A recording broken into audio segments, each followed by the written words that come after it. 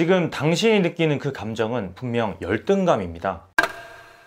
안녕하세요, 건프로입니다. 경쟁은 피할 수 없는 숙명이에요. 경제 활동을 함에 있어서 이 경쟁을 하지 않는다는 건 앞으로의 발전 역시도 없다는 뜻이고요. 동네에서 가게를 운영하는 사장님들을 보면 이 경쟁에 있어서 좀 힘들어하는 경우를 많이 봐요. 아무래도 경쟁 심화가 도드라지는 자영업 생태계가 좀 계속되고 있기 때문에 그렇겠죠. 한때는 너도 나도 잘 되는 가게를 운영하던 때가 있었어요. 그래서 경쟁보다는 더불어 사는 사회, 뭐 그런 말이 유행할 정도로 서로 잘 되자는 취지가 좀 강했죠. 다만 요즘은 그렇질 못해요. 누군가는 도태되어야 내가 살아남고 또 옆 가게가 잘 되는 꼴을 보면 좀 배가 아프기 시작해요. 이 자영업 시장은 그게 훨씬 더 심하고요. 동네 상권에서 경쟁을 하려면 우선 가장 중요하게 생각해야 될 게 열등감을 없애는 거예요. 하지만 열등감은 인간이면 누구나 가지고 있는 감정이고 이걸 없애고 싶다고 해서 하루아침에 없앨 수 있는 게 아니에요. 다만 경쟁심과 열등감을 잘 구분하는 건 분명히 필요해요. 열등감의 주요 원인은 내가 열등감을 느끼는 그 존재보다 못하다라는 판단에서 시작이 돼요. 내가 잘났다고 생각하면 그러니까 자존감이 뛰어나면 이 열등감은 생기질 않아요. 하지만 인터넷만 보더라도 나보다 잘 나가는 사람이 있으면 이 열등감이 슬금슬금 올라오죠. 이 악플러들의 흔한 감정이 바로 이 열등감에서 시작을 하니까요. 자영업 시장은 그게 더욱더 심한데 누군가가 쉽게 프랜차이즈를 오픈을 해서 승승장구하고 있는 걸 보면 얼마 못 가 매출 떨어진다,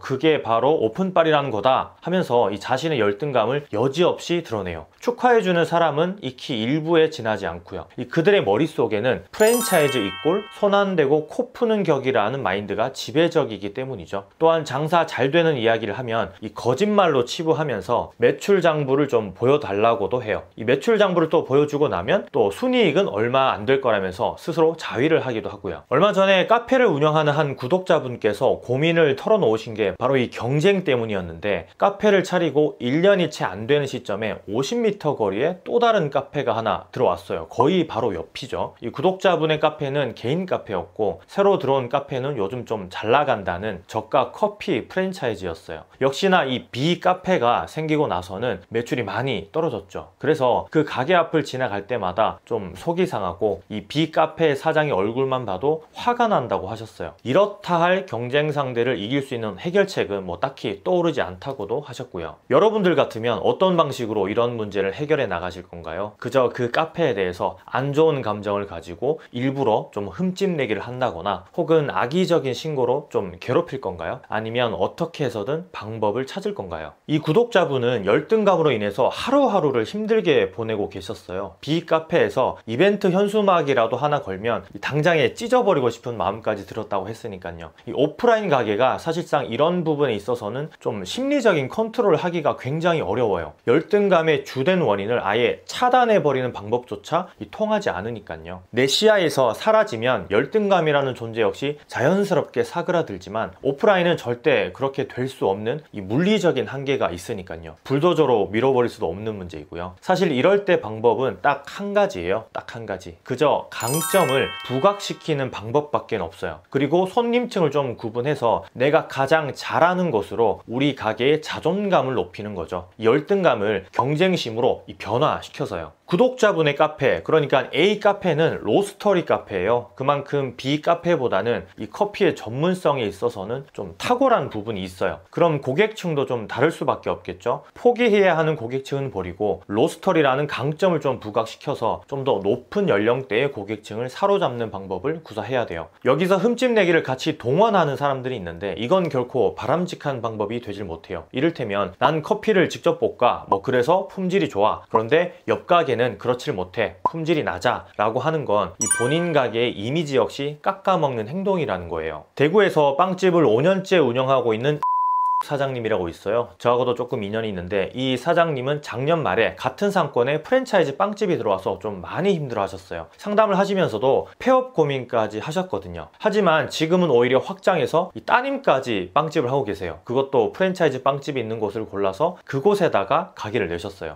숙 사장님이 했던 마케팅 방식을 그대로 따님에게 전수해주면서 나름 자리도 좀 잡았고요. 이 강점을 부각시킨 마케팅이었어요. 이 가공 이스트를 사용하는 프랜차이즈 빵집과 달리 천연 발효종을 이용해서 빵 굽는 걸 좀 부각시키고 스토리를 입혀서 마케팅으로 승화시킨 거죠. 이 반대의 경우도 있어요. 이 부천에 사시는 표 사장님이라고 있는데 이분은 배달 전문 족발 프랜차이즈를 가지고 당당히 수제 족발집과 정면 승부를 벌였어요. 그 수제 족발집은 매장에서 직접 삶는 것이었고 표 사장님은 본사에서 배달되는 방식이었죠. 그런데도 불구하고 표 사장님은 왜 수제 족발집에게 도전을 했을까요? 이유는 여러 가지가 있지만 두 가지만 꼽으라면 일단 첫 번째로 맛이었고 두 번째는 브랜딩이었어요. 이 수제 족발집의 족발 리뷰는 좀 호불호가 강했고 브랜딩이라고는 딱히 찾아볼 수가 없었으니까요. 이 표 사장님이 선택한 프랜차이즈는 저가로 창업했고 맛도 평균 이상이었으며 좀 브랜딩이 확실히 잘 되어 있었어요. 오히려 타 가게와 경쟁에 뛰어들면서 기존에 있던 족발 수요를 오픈하자마자 조금씩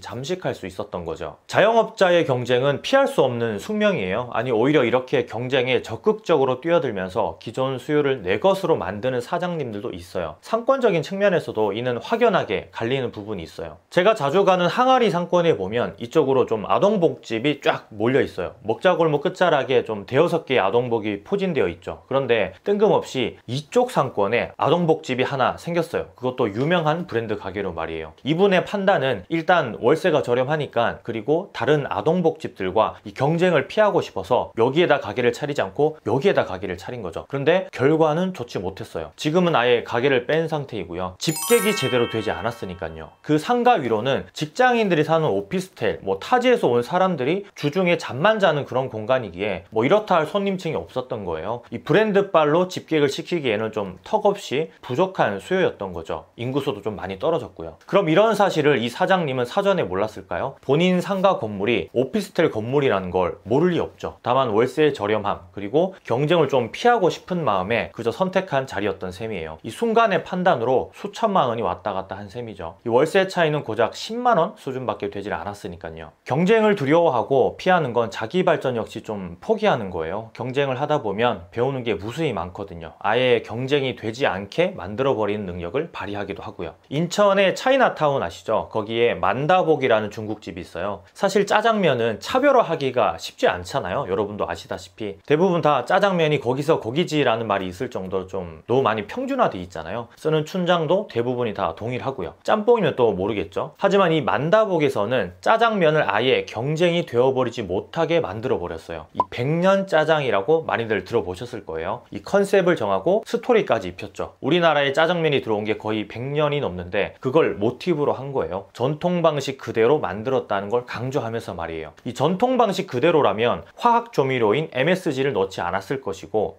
아예 그때는 조미료가 없었으니까요. 그걸 역시 손님들에게 어필해요. 이 추가로 맛있게 먹는 방법까지 표기해 놓음으로써 조금은 더 특별한 음식으로 만들어 버린 거죠. 결과는 엄청나게 대박을 쳤어요. 아예 HMR 상품으로 롯데마트에서 출시까지 하게 됐고요. 물론 맛에는 호불호가 있어요. 저 역시도 일반인 입인지라 그냥 짜장면을 더 맛있게 먹는 사람이기도 하고요. 다만 만다복에서 이 행한 이 컨셉과 브랜딩 그리고 네이밍을 통해서 특별할 수 없는 걸 특별하게 만드는 힘에 있어서는 좀 박수를 안 쳐줄 수가 없겠죠. 추가로 이런 특별한 음식을 하나 브랜딩 해놓게 되면 다른 메뉴 역시 방문한 손님들의 호평을 받으면서 가게 자체가 아예 유명해지는 부분도 분명히 있어요. 수많은 중국집들을 상대로 경쟁에서 우위를 점할 수 있었던 이유죠. 마지막으로 말씀드릴 건 경쟁을 피해야 되는 가게들도 있다는 거예요. 아니 뜬금없이 경쟁을 피하지 말라고 여태껏 말하다가 왜 경쟁을 또 피하라고 하는 거냐라고 물으실 수도 있는데 바로 이 열등감 때문이에요. 이건 인간으로서 도저히 없앨 수 없는 감정이기 때문에 나로 인해서 다른 사람이 열등감을 느끼면 오히려 내가 손해보는 형국에 치닫게 되기도 하거든요. 그래서 이왕 장사가 잘 되고 우리 가게가 1등이라고 생각된다면 굳이 다른 가게들을 자극할 필요는 없다는 거예요. 예를 들어서 1등 가게가 2등, 3등 가게를 아예